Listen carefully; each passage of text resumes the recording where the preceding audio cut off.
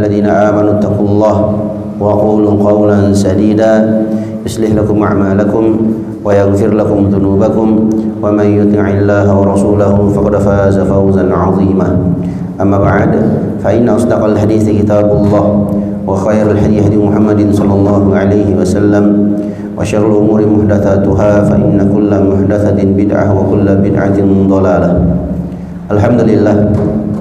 Alhamdulillahirabbil alamin. Segala puji dan syukur kita panjatkan kehadirat Allah Subhanahu wa taala.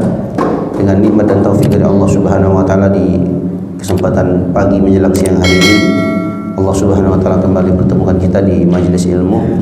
Mudah-mudahan majelis kita di pagi hari ini diberkahi oleh Allah Subhanahu wa taala dan menjadi sebab kita semua dimudahkan oleh Allah Subhanahu wa taala untuk masuk ke dalam surganya. Amin ya rabbal alamin. Berdasarkan sabda Nabi sallallahu alaihi wasallam, "Wa man salaka tariqan yaltamisu fihi ilman, sahalallahu lahu bihi tariqan ilal jannah." Barang siapa yang menempuh suatu perjalanan, di dalamnya dia ingin mencari ilmu agama Allah, yakni dia ingin menuntut ilmu, belajar, maka sahalallahu lahu bihi tariqan ilal jannah. Allah Subhanahu wa taala akan mudahkan dia dengan langkahnya, dengan perjalanannya tersebut untuk masuk ke dalam surganya. Mudah-mudahan kita semua digolongkan ke dalam golongan orang-orang yang dimudahkan masuk ke dalam surganya. Amin ya rabbal alamin. Nah, ikhwani wa akhwati fillah rahimani wa rahimakumullah. Fa insyaallah taala di kesempatan pagi hari ini kita akan bahas sebuah pembahasan yang cukup penting dan inti atau poin pembahasannya sebenarnya itu sangat mudah untuk diamalkan. Ya, walaupun terkadang kita lalai sehingga lupa bahwasanya nanti akan kita sebutkan insyaallah taala poin-poin ini, ya itu sangat mudah untuk kita laksanakan. Dengan kata yang lebih mudah, rezeki yang Allah Subhanahu wa taala berikan untuk kita itu sangat mudah untuk diraih. Allah telah tetapkan rezeki untuk kita dan Allah Subhanahu wa taala juga menetapkan sebab-sebab, kunci-kuncinya. Yang dengan kunci-kunci ini insyaallah taala Allah Subhanahu wa taala akan mudahkan rezeki kita. Nah, terkait dengan rezeki, seorang hamba telah ditetapkan rezekinya oleh Allah Subhanahu wa taala sebelum dia lahir ke permukaan bumi ini. Nah, kemudian di sana ada sebab-sebab, yang sebab-sebab ini insyaallah taala akan memudahkan ya, bagi hamba tersebut untuk meraih rezekinya, bahkan ditambah. Nah, akan datang nanti insyaallah taala penjelasannya. Ya, rezeki seorang hamba itu ditambah oleh Allah Subhanahu wa taala, diluaskan oleh Allah Subhanahu wa taala dengan amalan-amalan tertentu. Nanti akan datang juga insyaallah taala. Nah, oleh karena itu ya penting untuk kita mengetahui, mempelajari. Ya, kalau kita sudah tahu, kita sudah pelajari, insyaallah mudah untuk kita amalkan. Nah, kalau kita enggak belajar ya gimana mau diamalkan? Ilmunya saja tidak tahu. Tapi kalau kita sudah tahu, insyaallah taala mudah untuk kita amalkan. Tentunya setelah taufik dari Allah Subhanahu wa taala. Karena banyak juga orang yang sudah tahu tapi dia tidak amalkan. Barakallahu fikum. Nah, jamaah yang semoga dirahmati oleh Allah Subhanahu wa taala. Poin pertama yang harus kita ketahui bahwasanya rezeki itu telah diatur oleh Allah Subhanahu wa taala. Enggak akan tertukar rezeki itu. Nah, oleh karena itu seorang hamba yang telah mengetahui, dia yakin bahwasanya rezekinya telah diatur, telah ditetapkan oleh Allah Subhanahu wa taala, dia harus banyak bersyukur. Ya. Dengan syukurnya ini insyaallah taala Allah akan tambahkan rezekinya. La in syakartum la azidannakum wa la in kafartum inna adzabi lasyadid. Kalau kalian bersyukur terhadap nikmat yang aku berikan kepada kalian, maka sungguh pasti aku akan tambahkan nikmat itu untuk kalian. Wa in kafartum inna 'adzabi lasyadid. Tapi kalau kalian kufur, maka sungguh azabku sangatlah pedih. Nah, sekaligus dia bersabar. Ya. Kalau jika seandainya rezekinya ya tidak seperti saudaranya yang lain umpamanya, ya mungkin ekonominya menengah ke bawah atau mungkin lebih di bawah lagi, ya dia bersyukur, dia bersabar. Nah, karena dia yakini bahwasanya itu adalah ketetapan Allah Subhanahu wa ta'ala. Nah, kalau dia bersabar, maka Allah Subhanahu wa ta'ala akan sayangi dia. Nah, Allah Subhanahu wa ta'ala akan mudahkan urusannya. Nah, tidak berkeluh kesah, ya, tidak marah, karena dia yakin bahwasanya segala sesuatu itu telah ditetapkan oleh Allah Subhanahu wa ta'ala. Mungkin untuk saat ini ya, dia berada di bawah. Nah, ya. Dan kita tidak tahu bagaimana nasib kita ke depannya. Yang intinya selalu bersyukur kepada Allah Subhanahu wa ta'ala atas nikmat yang Allah berikan kepada kita, dan selalu bersabar atas musibah atau segala sesuatu takdir yang pahit bagi kita. Maka dengan dua perkara tersebut, insyaallah taala kita akan meraih kebahagiaan di dunia dan di akhirat. Nah, di antara kunci-kunci rezeki yang disebutkan oleh para ulama, yang insyaallah taala kalau kita lakukan atau kita amalkan, insyaallah rezeki kita akan dimudahkan atau dilapangkan oleh Allah Subhanahu wa ta'ala. Nah, yang pertama adalah ketakwaan kepada Allah Subhanahu wa ta'ala. Nah, itu yang paling utama, yang paling nomor satu itu takwa. Takwa itu apa?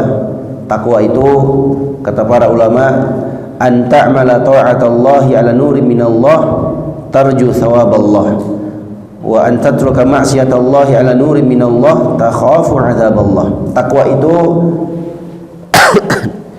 adalah engkau mengamalkan ketaatan kepada Allah di atas cahaya atau petunjuk dari Allah. Maksudnya di atas ilmu. Jadi amalan yang dia kerjakan itu di atas ilmu. Ada dalilnya dari Al-Quran atau sunnah Nabi Sallallahu Alaihi Wasallam. Kenapa dia amalkan ketaatan? Karena dia mengharapkan pahala dari Allah. Jadi memang kita beramal itu mengharapkan pahala, ya. Nah, sekaligus wa an tatruka ma'siyatallahi ala nurin minallah takhafu 'adzaballah. Engkau meninggalkan perbuatan maksiat kepada Allah Subhanahu wa ta'ala di atas cahaya petunjuk dari Allah, jadi di atas ilmu juga. Ya, karena ada orang yang meninggalkan dosa, meninggalkan maksiat bukan karena ilmu, ya, tapi memang dia tidak mampu. Ya, umpamanya dia berhenti berbuat maksiat, kenapa? Karena sudah nggak ada uangnya. Ya. Nanti kalau ada uang dia buat lagi. Ya. Tapi seorang yang bertakwa kepada Allah, dia tinggalkan perbuatan maksiat itu karena ilmu yang dia tahu, yang dia dapatkan dari Al-Quran dan Sunnah Nabi Sallallahu Alaihi Wasallam tentang wajibnya meninggalkan segala bentuk perbuatan dosa dan maksiat karena Allah. Kenapa dia tinggalkan maksiat? Takhafu azaballah, karena engkau takut azab Allah. Jadi kita meninggalkan maksiat karena takut azab Allah. Nah, inilah takwa. Ya, diperumpamakan oleh sebagian ulama, takwa itu ibarat seseorang yang berjalan, ya, di lapangan atau di tempat sebuah jalan yang di situ ada duri-durinya, rumput umpamanya di padang rumput. Ya, padang rumput ini ada yang berduri, ada yang tidak. Jadi kalau dia mau lewati padang rumput itu, ya dia harus hati-hati. Dia cari mana rumput yang tidak berduri. Ya, karena kalau ada durinya pasti dia akan terinjak duri dan sakit dia rasakan. Nah, maka dia hati-hati. Ya, dia cari rumput yang tidak ada durinya. Itulah ya perumpamaan takwa. Ya, atau kesimpulannya, takwa itu adalah mengamalkan ketaatan kepada Allah Subhanahu wa taala dan meninggalkan perbuatan maksiat kepada Allah Subhanahu wa taala. Semakin tinggi tingkat takwanya, maka semakin dimudahkan rezekinya oleh Allah Subhanahu wa taala. Allah Subhanahu wa taala berfirman, "Wa may yattaqillaha yaj'al lahu makhraja wa yarzuquhu min haitsu la yahtasib." Barang siapa yang bertakwa kepada Allah, maka Allah akan berikan untuknya solusi, jalan keluar dari seluruh permasalahan yang dia hadapi. Wa yarzuquhu min haitsu la yahtasib, dan Allah akan berikan dia rezeki dari arah yang tidak dia sangka. Nah, apapun bentuk masalahnya, kalau benar ketakwaannya kepada Allah, maka pasti ada solusinya, pasti ada jalan keluarnya, insyaallah ta'ala. Nah, kemudian Allah berikan dia rezeki dari arah yang tidak dia sangka. Ada saja rezeki, ya. Makanya orang-orang yang saleh, orang-orang yang bertakwa kepada Allah Subhanahu wa taala, dia enggak takut dengan kehidupan dunia ini, ya. Walaupun hidupnya orang melihatnya pas-pasan, tapi dia merasakan kebahagiaan, dia merasakan ketenangan. Kenapa? Karena dia punya ilmunya, dia tahu ya, apa yang dia dapatkan walaupun sedikit, kalau dia syukuri maka Allah akan tambah nikmat itu. Ya. Dan sebaliknya, ya, kalau dia tidak mensyukuri atau berkeluh kesah atas sesuatu yang sedikit yang dia dapatkan, dia akan mendapatkan murka dari Allah Subhanahu wa taala. Dia tahu perkara itu, maka dia tidak lakukan. Nah, berbeda dengan sebagian orang yang tidak mengerti tentang ilmunya, yang kehidupannya sehari-hari hanya sibuk untuk urusan dunia, lupa dia beribadah kepada Allah Subhanahu wa taala. Walaupun secara kasat mata orang-orang melihat dia adalah orang yang kaya raya, banyak mobilnya, banyak asetnya, yang mungkin uang simpanannya di rekeningnya itu banyak sekali, tapi dia sendiri tidak merasakan kebahagiaan. Nah, kenapa? Jamaah yang semoga dirahmati oleh Allah Subhanahu wa taala, karena satu-satunya jalan untuk meraih kebahagiaan itu adalah ketakwaan kepada Allah Subhanahu wa taala, mengamalkan agama Allah Subhanahu wa taala, beribadah kepada Allah Subhanahu wa taala. Nah, sedangkan dia tidak tahu ilmunya. Nah, ya, jadi orang-orang yang bertakwa kepada Allah Subhanahu wa taala akan dimudahkan urusannya dan dimudahkan rezekinya, diberikan rezeki dari arah yang tidak dia sangka. Oleh karena itu Allah Subhanahu wa taala berfirman dalam surah Al-A'raf ayat 96, "Walau anna ahlal qura amanu wattaqau lafatahna 'alaihim barakatim minas sama'i wal ardh." Jika seandainya penduduk suatu kampung, penduduk suatu desa, penduduk suatu negeri, mereka itu beriman dan bertakwa kepada Allah Subhanahu wa taala. Nah, mereka beriman dan bertakwa kepada Allah. Apa ganjarannya? La fatahna 'alaihim barakatin minas sama'i wal ardi. Kami akan bukakan untuk mereka, ya, barakat, kebaikan-kebaikan. Allah enggak sebutkan barakah, barakatun, tapi Allah sebutkan barakatun, ini berkah-berkah, kebaikan-kebaikan yang sangat banyak. Barakah itu artinya kebaikan yang terus-menerus. Jadi Allah bukakan bukan satu barakah, tapi barakat, berkah-berkah yang sangat banyak.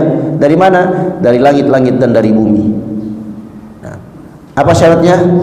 Syaratnya adalah bertakwa kepada Allah Subhanahu wa taala.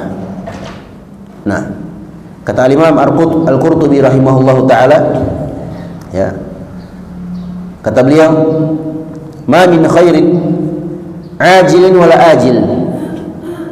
Tidak ada satupun kebaikan, ya, dicatat ya, tidak ada satupun kebaikan yang cepat atau lambat, ya, zahirin wala batin, yang nampak maupun yang tersembunyi.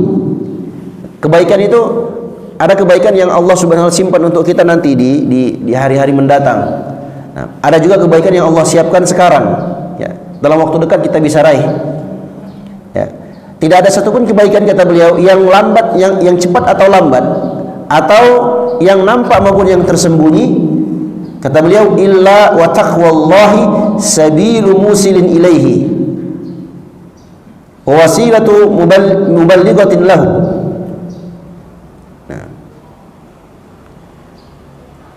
Melainkan takwa kepada Allah itulah merupakan jalan yang menyampaikan sabilin illa wa taqwallahi sabilun musilun ilaihi wa wasilatun muballighatun lahu. Melainkan takwa merupakan jalan yang menyampaikan kepada kebaikan tersebut dan wasilah yang akan menyampaikan kepadanya.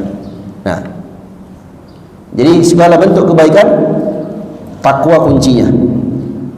Sebaliknya kata beliau rahimahullah taala, wa ma min syarrin ajilin wala zahirin wala ajilin wala batinin illa wa taqwallahi ta'ala hirzun matinun wa hisnun hasinun lissalamati minhu wan najati min dararihi. Masya Allah. Ya.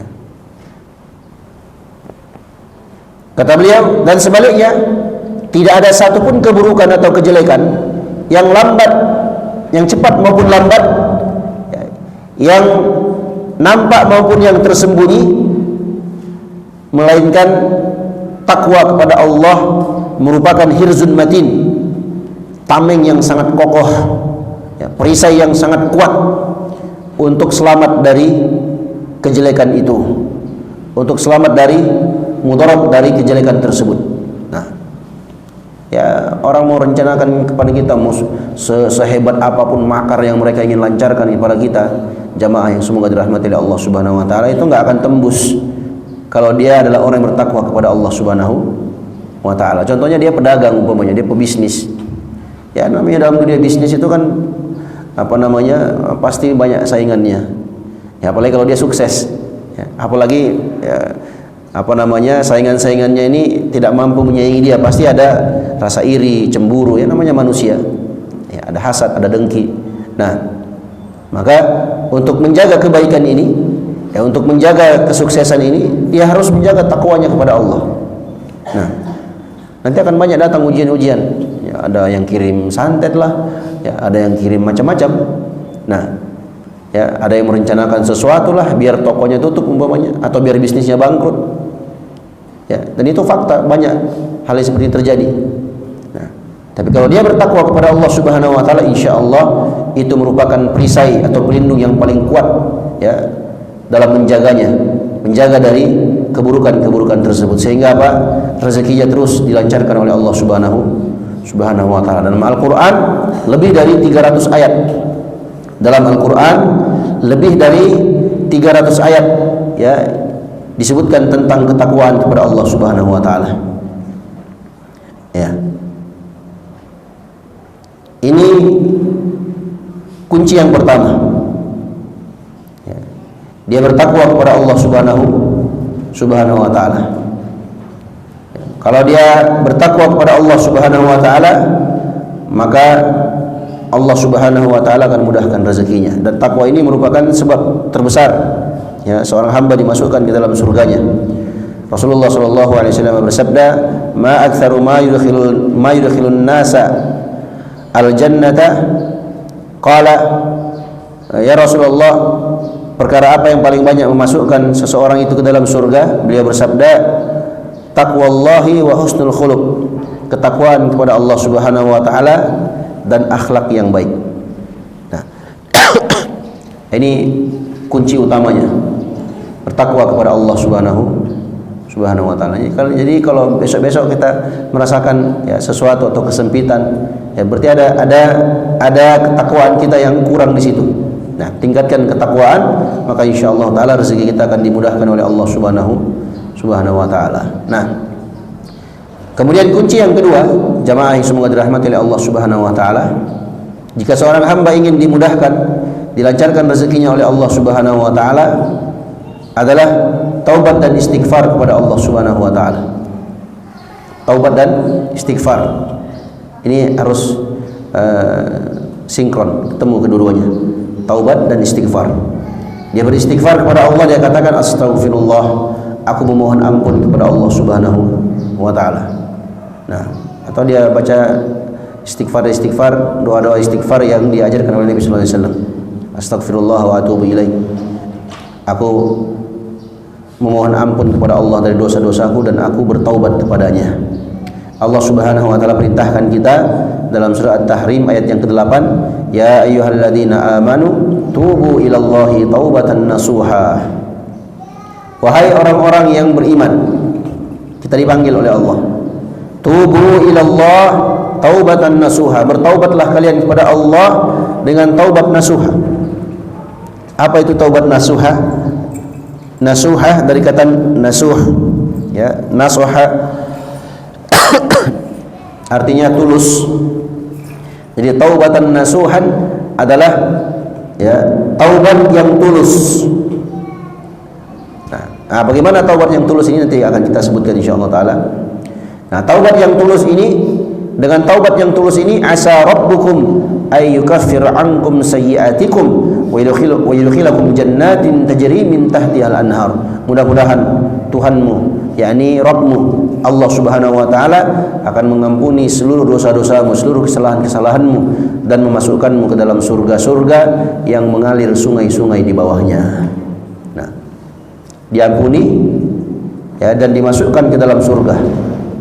Kenapa? Karena dia bertaubat kepada Allah Subhanahu wa taala sebesar apapun dosanya, termasuk dosa syirik. Termasuk dosa syirik. Kalau dia mau bertaubat kepada Allah Subhanahu wa taala dengan taubat yang nasuha, maka Allah akan ampuni dosa-dosanya. Kenapa? Karena Allah Subhanahu wa taala itu Tawwabur Rahim, Maha menerima taubat hamba-hambanya dan Maha penyayang terhadap hamba-hambanya.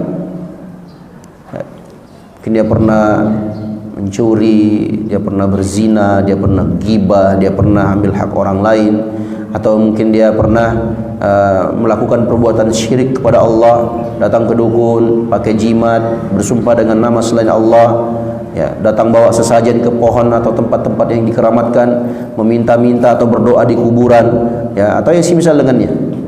Nah, kalau dia mau taubat dengan taubat yang nasuha, maka Allah Subhanahu wa taala akan terima taubatnya.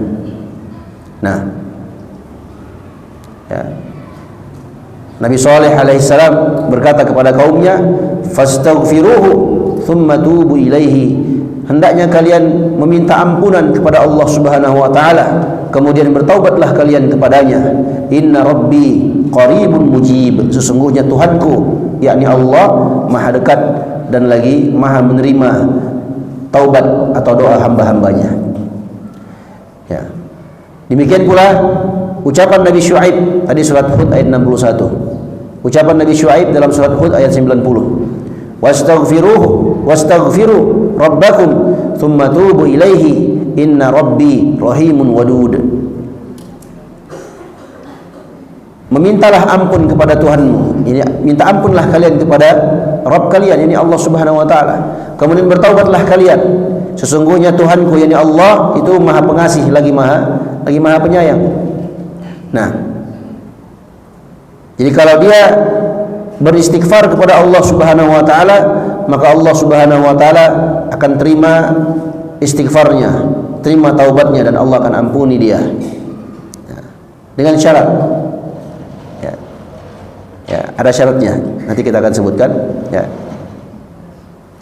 Orang-orang yang melakukan dosa atau dia menzalimi dirinya sendiri, ya, berbuat dosa, maksiat, ya, bid'ah, kesyirikan, ya, dan semua bentuk dosa.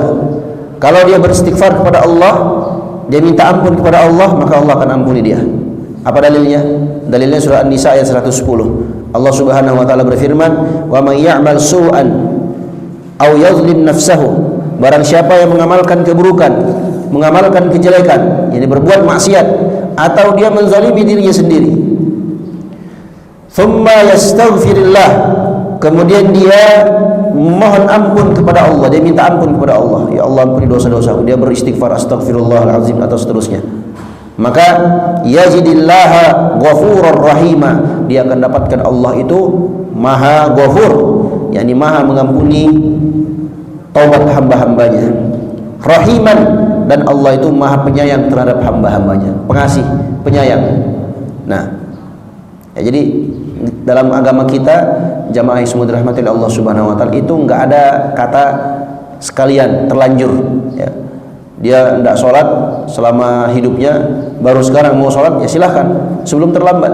Jangan dia katakan udahlah terlanjur Ustaz, udah terlanjur seperti ini ya, nggak usah sholat lah sekalian. Umur saya sudah tua, dulu saya tinggalkan sholat ya sekalian lah. Jangan.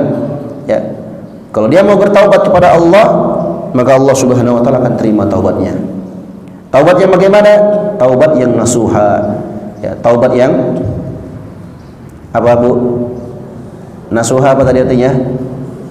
Tulus. Ya, taubat yang tulus. Ya. Nah, taubat dikatakan tulus kalau terpenuhi 5 syarat. Taubat dikatakan tulus kalau terpenuhi 5 syarat. Syarat yang pertama, dia harus ikhlas dalam bertaubat kepada Allah.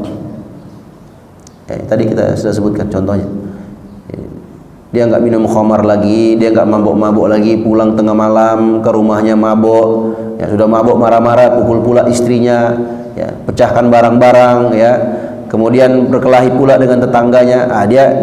Dia mau taubat. Nah, bagaimana cara taubatnya? Dia harus taubat karena Allah, bukan karena ya sudah nggak ada uangnya mau beli minuman keras atau khamar tersebut, ya bukan karena yang lainnya, tapi dia tinggalkan perbuatan itu ikhlas karena Allah Subhanahu Wa Taala, karena Allah.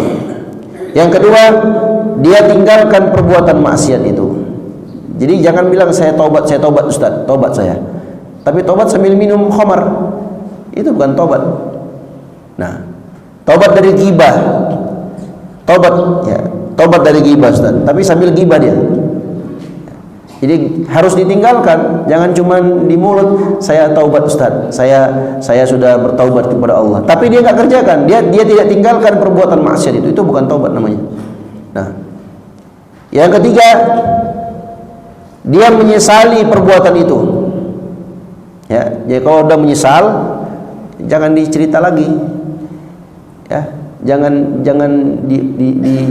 dibangga-banggakan. Wah, dulu saya ini begini begitu.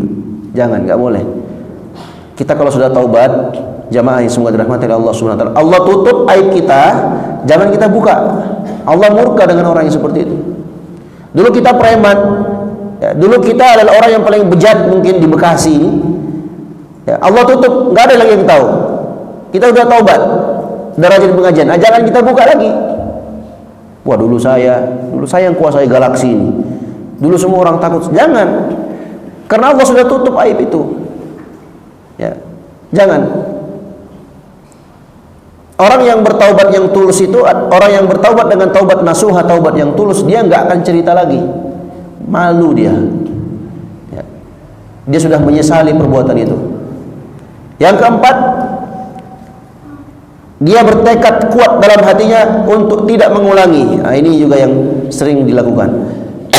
Taubat tapi dia kerjakan lagi. Nah, kalau dia kerjakan, ya berarti dia belum bertaubat dengan taubat nasuha. Ada yang tanya, Ustaz, saya ini sudah taubat Ustaz dengan taubat nasuha, saya sudah sholat taubat segala macam bla bla bla, dia sebutkan semuanya. Tapi saya buat lagi Ustaz. Apa yang harus saya lakukan?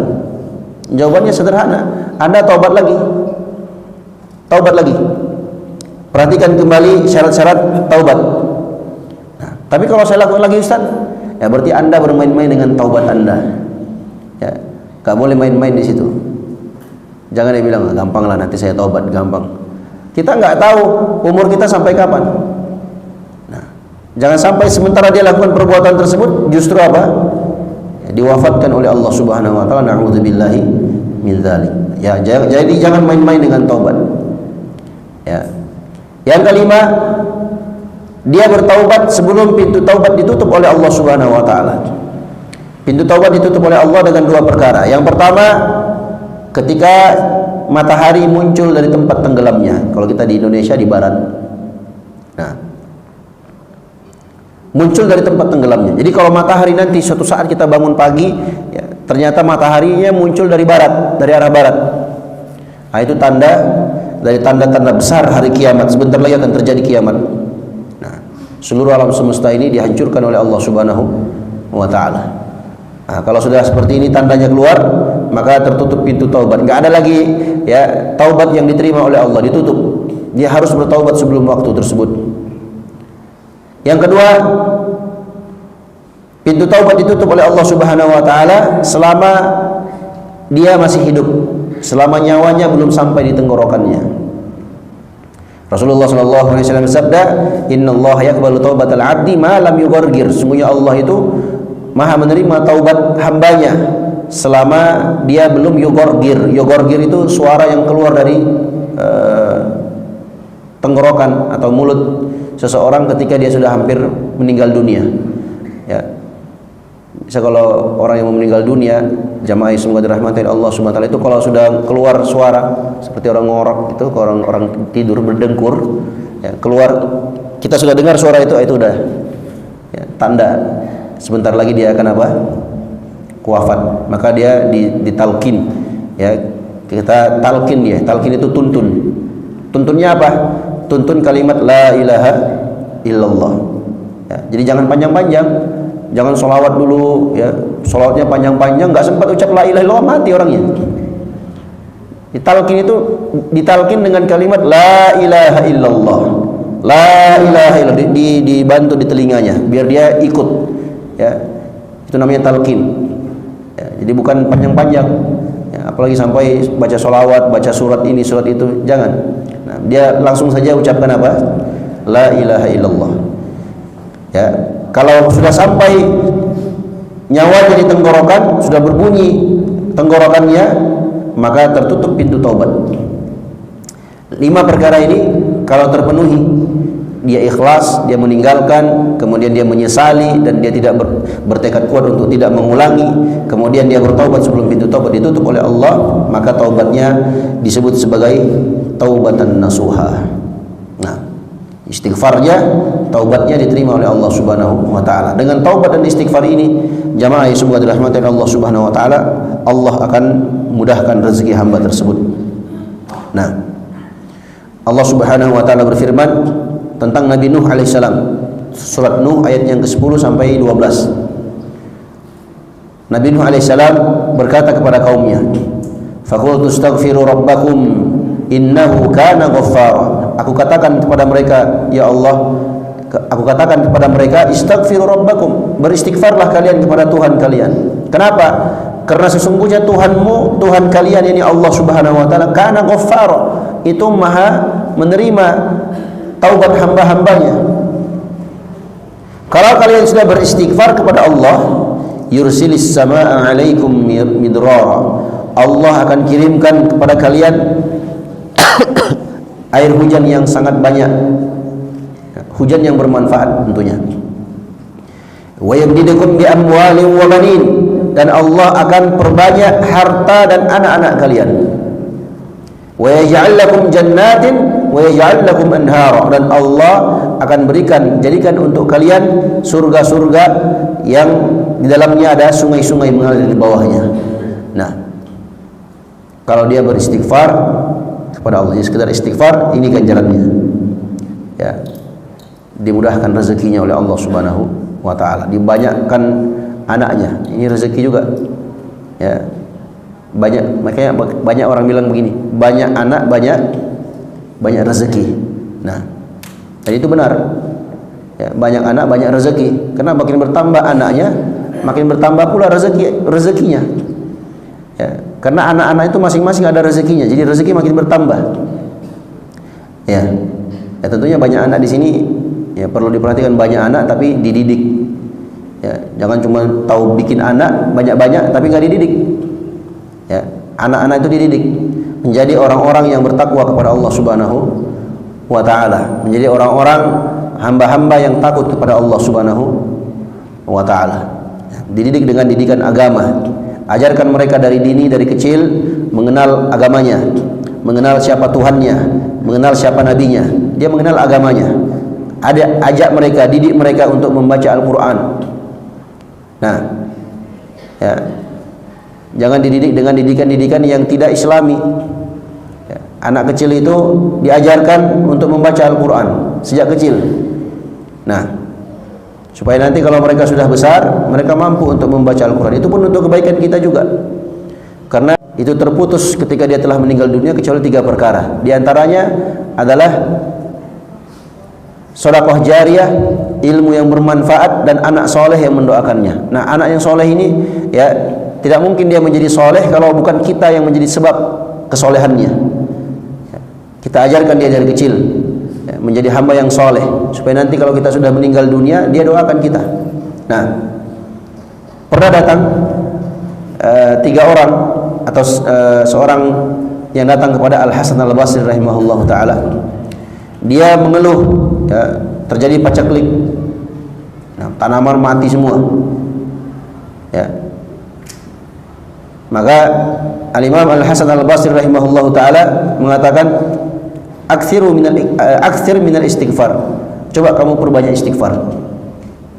Nah, datang lagi satu orang, datang kepada beliau mengadu kalau dia miskin ya, ekonominya sulit ya, dan seterusnya. Jawaban beliau sama, aktsir minal istighfar, coba kamu perbanyak istighfar. Nah, datang orang yang ketiga yang mengadu kepada beliau ya, ngadunya sudah lama nikah tapi nggak punya anak. Kata beliau rahimahullah ta'ala, aktsir minal istighfar, sama jawabannya sama, coba kamu perbanyak istighfar. Nah, maka ternyata benar ya, orang-orang yang datang tersebut kaget ya, ketika mereka mengamalkan hal tersebut ya. Al-Imam Al-Hasan Al-Basri mengajarkan kepada mereka fikih iman ya, fikih islami dalam Al-Quran, petunjuk yang Allah Subhanahu wa ta'ala berikan kepada kita ya. Kemudian beliau membaca ayat yang telah kita sebutkan tadi, surat Nuh ayat yang ke-10 dan 12, 10 sampai 12. Faqultu astaghfiru rabbakum innahu kana ghaffara yursilis samaa'a 'alaikum midrara wa yumdidukum bi amwalin wa banin wa yaj'al lakum jannatin wa yaj'al lakum anhara. Beristighfar dan bertaubat kepada Allah, maka Allah akan mudahkan ya. Rezeki kita akan dimudahkan oleh Allah Subhanahu wa ta'ala, dibukakan oleh Allah Subhanahu wa ta'ala. Nah, dalam sebuah hadis yang sahih, Rasulullah SAW bersabda, man lazimal istighfar, barang siapa yang selalu beristighfar kepada Allah Subhanahu wa ta'ala ya, barang siapa yang selalu beristighfar kepada Allah Subhanahu wa ta'ala, maka ja'alallahu lahu min kulli dayyiqin makhraja, Allah akan berikan untuknya segala sesuatu yang sempit menjadi terbuka ya, ada solusinya. Lagi ada masalah, coba istighfar ya. Ya. Jangan ada masalah panik kemudian maki-maki orang, jangan. Tapi istighfar. Kalau dia istighfar, maka Allah akan berikan jalan keluar. Wa min kulli hammin faraja, dalam setiap kegundahan itu ada jalan keluarnya. Wa razaqahu min haitsu la yahtasib, dan Allah Subhanahu wa ta'ala akan memberikan dia rezeki dari arah yang tidak dia sangka. Nah, ada saja rezekinya. Kenapa? Karena dia beristighfar kepada Allah Subhanahu wa ta'ala. Tentunya istighfar disertai dengan taubat. Nah, Rasulullah SAW dalam sebuah hadis yang sahih bersabda, wa tuba liman wajada fi sahifatihi istighfaran katsira, beruntunglah ya, orang-orang yang mendapatkan dalam lembaran catatan amalnya itu banyak istighfarnya kepada Allah Subhanahu wa ta'ala. Dan Allah Subhanahu wa ta'ala tidak akan mengazab satu kaum ya, kalau mereka beristighfar kepada Allah.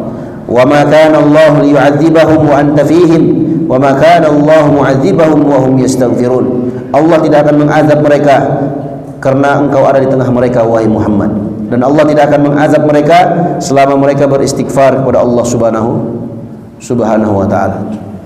Nah, Allah ampuni semua dosa-dosa hamba-hamba yang beristighfar kepadanya, sebesar apapun dosanya ya. Makanya dalam hadits qudsi disebutkan, ya bani Adam law balaghat dhunubuka ananas sama, wahai anak cucu Adam, kalau seandainya dosamu itu sampai langit, maksudnya dosanya banyak ya, sampai langit dosanya ya, catatan lembar dosanya itu sampai langit. Subhanallah, langit itu ya tinggi.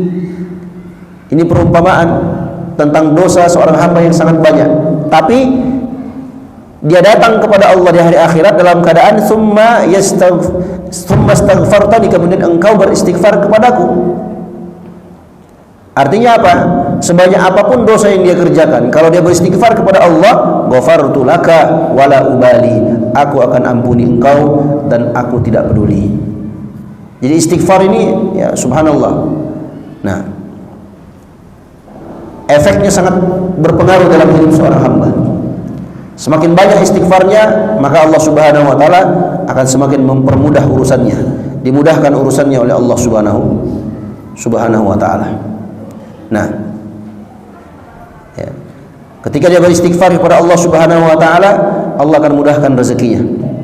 Allah akan mudahkan rezekinya. Perbanyak istighfar. Ya. Berapa kali? Ya bebas. Ya, tidak ada patokan tertentu. Ya, 1000 kali atau 1 juta kali, 10 juta kali, nggak ada.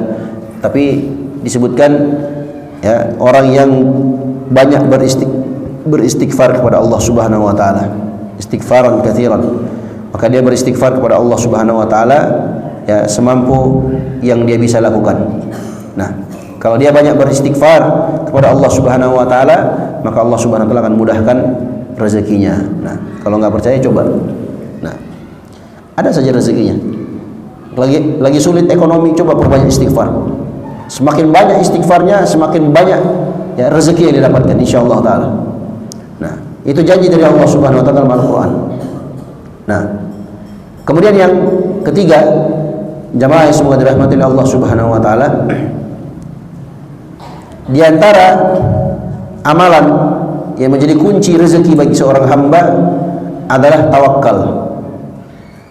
Nah, apa itu tawakal? Tawakal itu i'timadul qalbi 'ala Allah.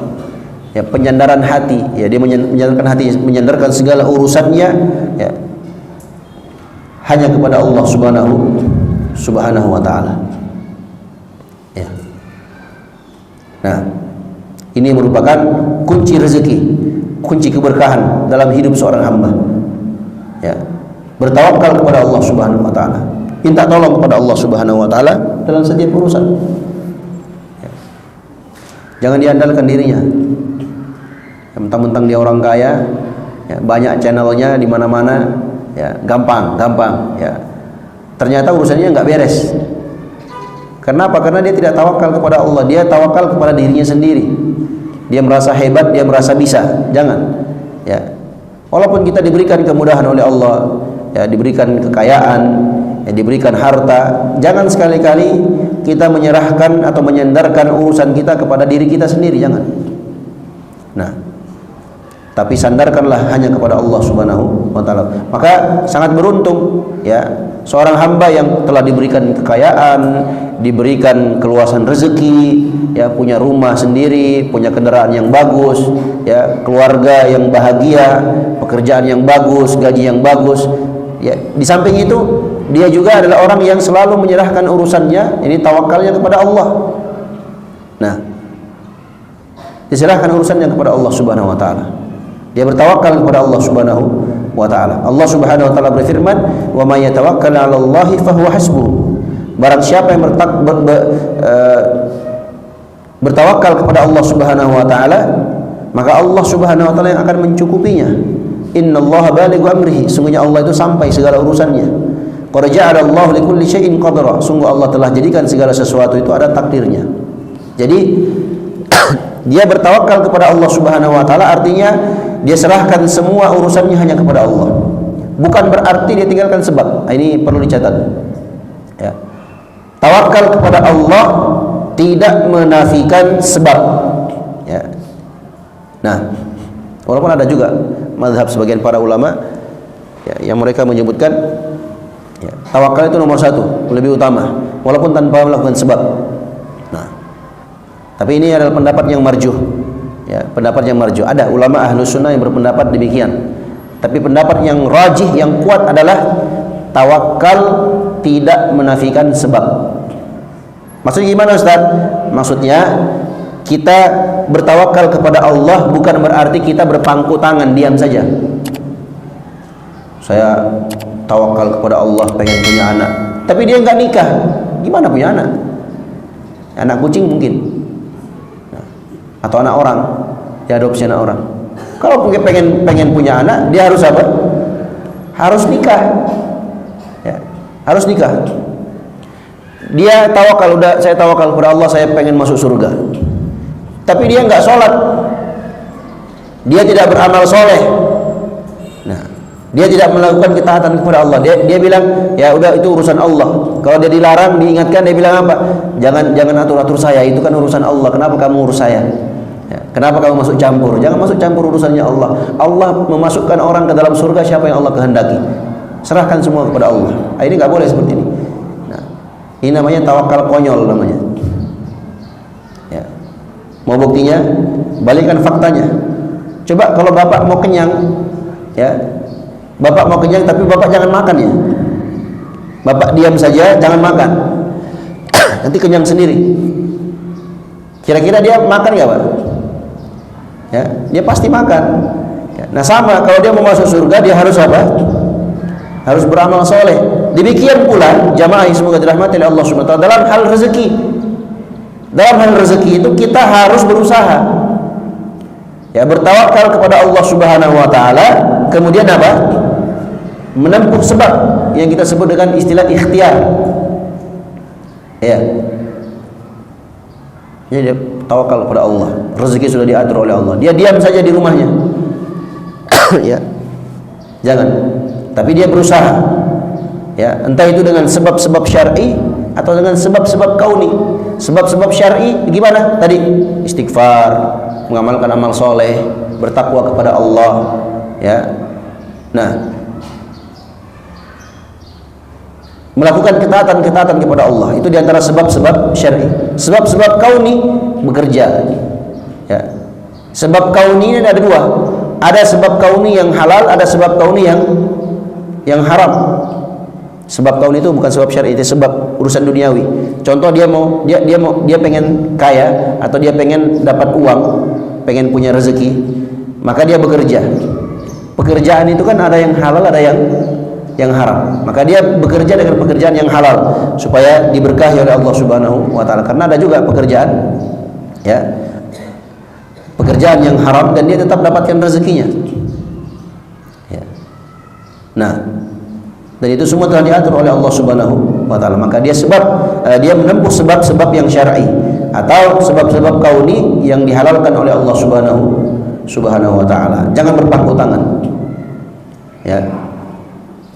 Tawakal, dia bertawakal tapi dia tidak berusaha, jangan. Ya. Allah Subhanahu wa taala, Rasulullah sallallahu alaihi wasallam bersabda dalam hadis yang diriwayatkan oleh Imam Ahmad dan Imam Tirmidzi, dan ini merupakan hadis yang sahih dari sahabat Umar bin Khattab radhiyallahu taala anhu.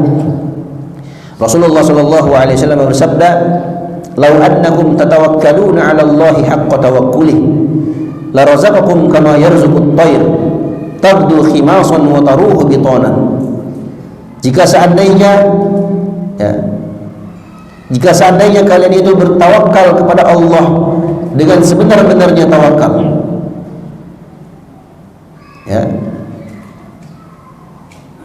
maka Allah Subhanahu wa taala akan berikan kepada kalian rezeki sebagaimana Allah berikan rezeki kepada seekor burung. Bagaimana rezekinya burung itu, Pak? Ya. Tagdu khimasan wa taruhu bitanan. Dia berangkat pagi-pagi dari sarangnya dalam keadaan perutnya kosong. Wa taruhu bitanan, dan dia pulang ke sarangnya dalam keadaan sudah kenyang. Nah, pertanyaannya, apakah burung itu menempuh sebab? Iya, karena burung itu nggak tinggal di sarangnya, tapi dia keluar. Bapak Ibu pernah lihat ya sarang burung di atas pohon yang tinggi? Ya, itu kenapa ada sarang burung itu? Apakah tiba-tiba Allah berikan sarang di situ? Enggak. Terus siapa yang taruh, siapa yang bikin sarang itu? Jawabannya burungnya. Dia ambil, itu ke daun-daun kering. Jadi kalau sarang burung ini, saya yakin Bapak Ibu sudah pernah lihat sarang burungnya. Nah, itu kan dari rumput-rumput kering. Itu diambil Pak satu-satu, dari bawah naik lagi, ke bawah naik lagi. Dia susun sendiri, ya, daun-daun itu sampai menjadi sebuah sarang yang baik ya untuk dia. Nah, jadi dia menempuh sebabnya. Nah, kita juga demikian. Kita harus menempuh sebab. Ya, kata Syekhul Islam ya, ketika beliau ditanya ma ahsana atau ma ahsanu wasilatin li talabil rizqi. Wahai Syekhul Islam Ibnu Taimiyah, wasilah apa yang paling bagus dalam mencari rezeki? Ahya zara'ah, ahya sana'ah, amit tijarah. Nah, apakah kita harus bercocok tanam? Nah, ya, atau kerja di pabrik, atau kita berdagang? Yang mana yang paling bagus? Fa'ajaba rahimahullah ta'ala, beliau mengatakan ya, perhatikan, ahsanu wa afdalu wasilatin li talabil rizqi at-tawakkulu 'ala Allahil wahidil ahadi ma'al amali bil asbab. Wasilah sebab terbaik dan terafdal dalam mencari rezeki adalah tawakal kepada Allah Subhanahu wa taala yang Maha Esa, yang Maha Tunggal, disertai dengan melakukan sebab-sebabnya. Nah, yang tawakal kerja apa saja tawakal.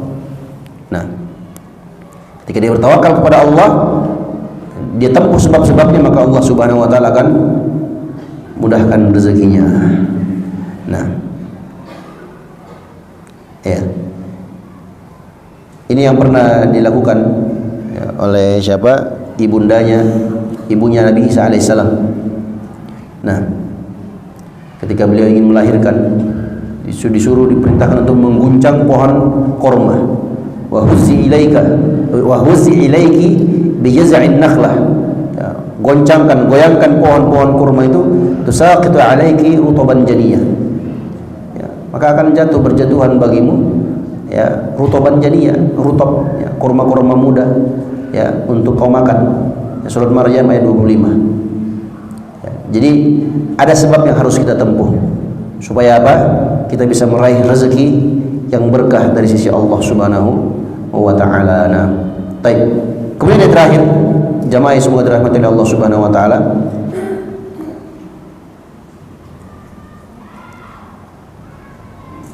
Nah, di antara sebab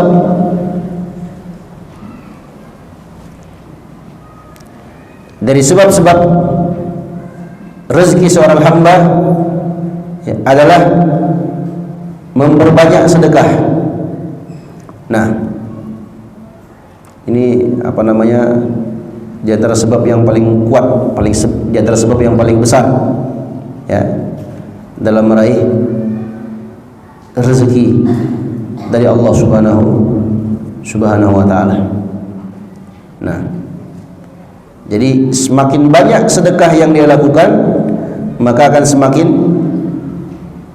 ya dimudahkan rezekinya oleh Allah Subhanahu wa taala. Ya, jadi jangan pelit. Ya. Memang secara kasat mata, secara hitungan duniawi, uang kita, umpamanya kita punya uang 1 juta, kita sedekahkan, ya kita infakkan umpamanya di pengajian, di masjid atau di mana saja. Nah, ya, dia infakkan 100.000 umpamanya, berkurang nggak Pak? 1 juta kurangi 100.000 ya berkurang jadi 900.000. Tapi pada hakikatnya jamaah yang semoga dirahmati Allah Subhanahu wa taala, itu malah bertambah. Nah, wa ma anfaqtum min syai'in fa huwa yukhlifu. Apapun yang kalian infakkan di jalan Allah Subhanahu wa taala, maka Allah Subhanahu wa taala yang akan menggantinya. Nah, Allah yang akan ganti. Ya. Ma naqasat min malin shadaqatun. Sedekah tidak pernah mengurangi harta sama sekali. Ya. Jadi kalau dia rajin bersedekah, maka akan semakin dimudahkan rezekinya oleh Allah Subhanahu wa taala. Semakin sering dia bersedekah, maka akan semakin dibukakan rezekinya oleh Allah Subhanahu wa taala. Tentunya sedekah di sini ya. Sedekah yang paling afdal itu adalah sedekah jariyah. Sedekah jariyah itu apa? Sedekah yang mengalir terus pahalanya. Jadi dia sedekahkan untuk hal-hal ya yang manfaatnya bisa dirasakan oleh banyak manusia. Umpamanya dia bangun masjid, ya, atau majelis ilmu umpamanya. Dia bangun masjid untuk orang-orang beribadah di dalamnya. Nah, atau dia bangun jalan tol, umpamanya dia bangun jalan tol gratis, tapi di sini nggak mungkin gratis. Nah, tol makin hari makin naik terus. Ya. Tapi kalau dia, ya saya sempat berpikir, subhanallah, kalau ada orang bangun jalan tol, dia bangun jalan tol di Indonesia ini, dia bangun gratis, dia niatkan lillahi ta'ala, subhanallah. Jadi selama ada jalan tol itu di negeri ini dipakai orang, maka pahalanya akan mengalir terus. Ya, karena kan orang butuh jalan tol, kan begitu. Kalau masjid ya, ini apa di Bekasi, orang Bogor nggak butuh masjid di Bekasi, ya kan? Tapi kalau dia bangun jalan tol, semua orang di Indonesia ini butuh jalan tol itu. Ya, orang-orang yang mau datang ke Jakarta umpamanya dia lewat jalan tol, ya, dapat pahalanya. Nah, semoga jalan tol kita digratiskan oleh pemerintah. Ya, doa, kita berdoa dapat pahala, ya Allah kabulkan, alhamdulillah. Kalau enggak, ya kita tetap berdoa. Nah, tapi Ustaz, itu mustahil Ustaz. Enggak ada yang mustahil. Enggak ada yang mustahil. Enggak ada yang mustahil bagi Allah. Nah, siapa tahu nanti ya, presiden dengarkan pengajian ini kan masuk YouTube. Nah, kan digratiskan, masya Allah, luar biasa. Nah, semoga Allah berikan taufik pada pemerintah kita ke jalan yang lurus, ke jalan yang diridhoi oleh Allah Subhanahu wa taala. Nah,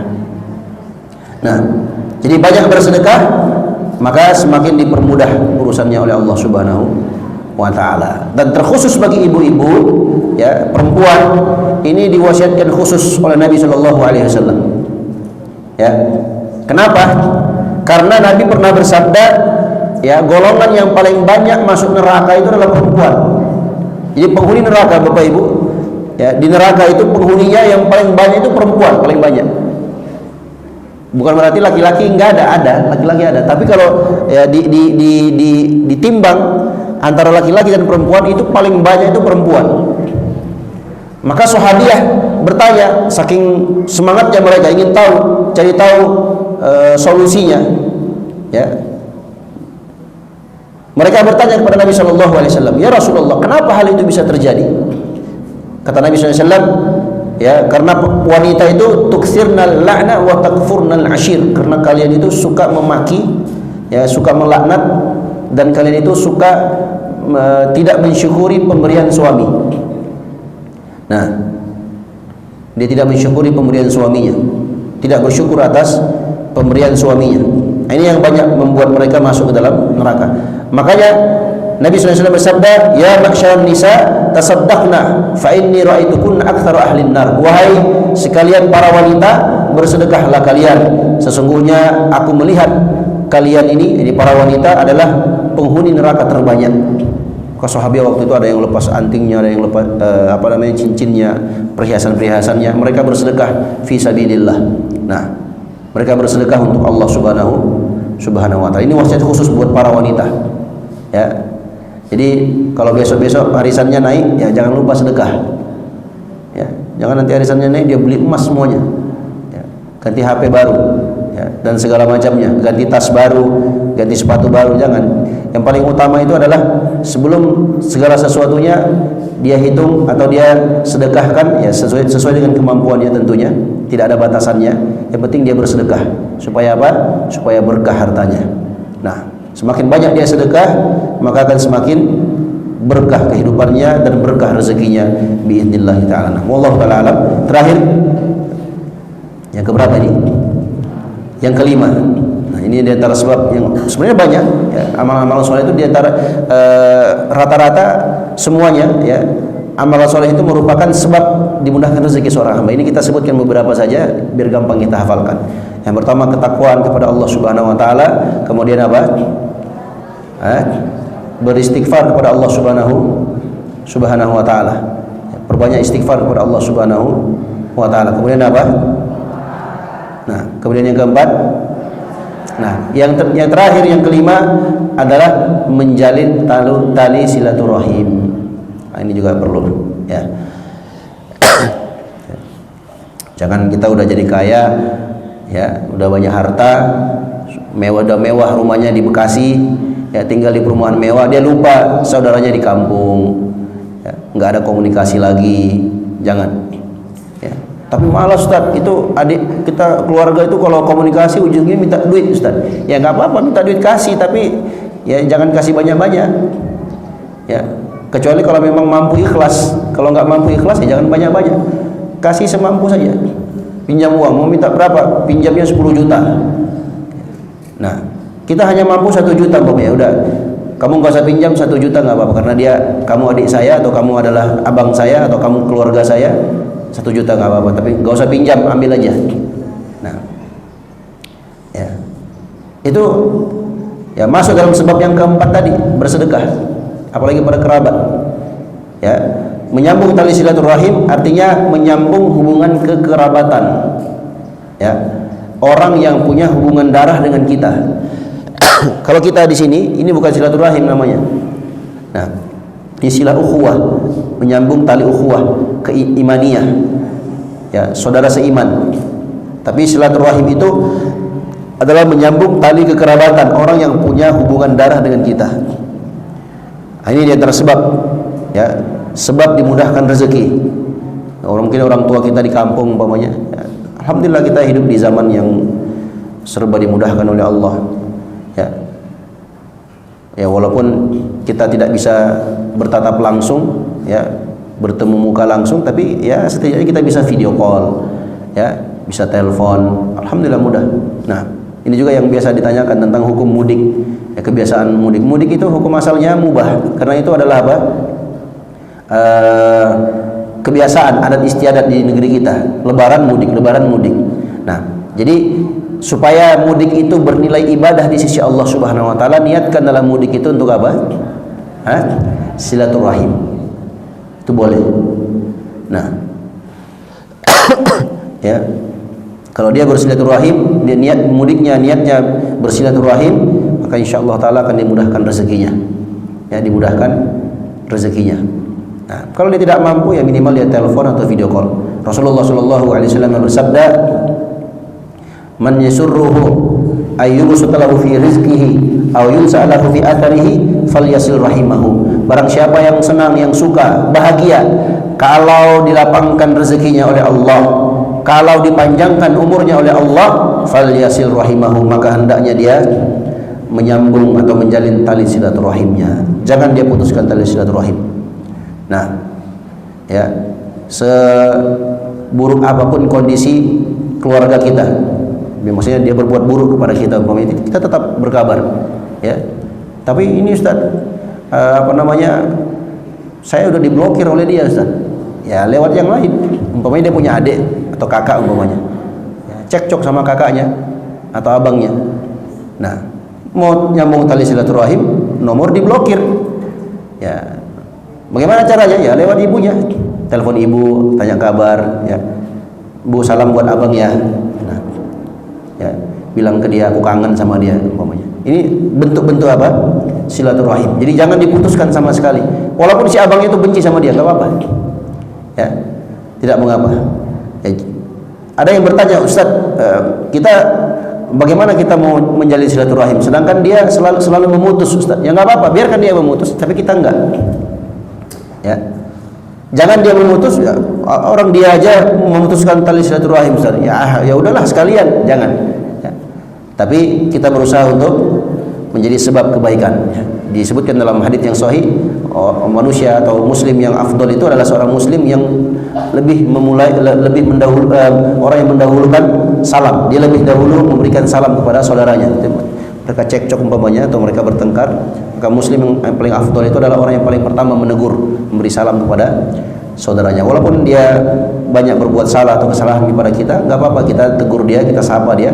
Walaupun dia tidak tegur balik, tidak sapa balik, nggak apa-apa. Ya, demikian pula ketika dia memutuskan tali silaturahim, maka kita tetap menyambungnya. Walaupun dia memutuskan, kita tetap berusaha untuk menyambungnya. Kita tidak membencinya. Karena apa? Karena dia walau bagaimanapun adalah saudara kita. Maka dengan sebab ini insyaallah taala rezeki kita akan dimudahkan dan dilancarkan oleh Allah Subhanahu wa taala. Semoga Allah berikan taufik kepada kita semua untuk mengamalkan amalan saleh, dan semoga Allah Subhanahu wa taala lancarkan dan mudahkan rezeki kita, amin ya rabbal alamin. Wallahu a'lam. Yang dapat kita sampaikan mudah-mudahan bermanfaat.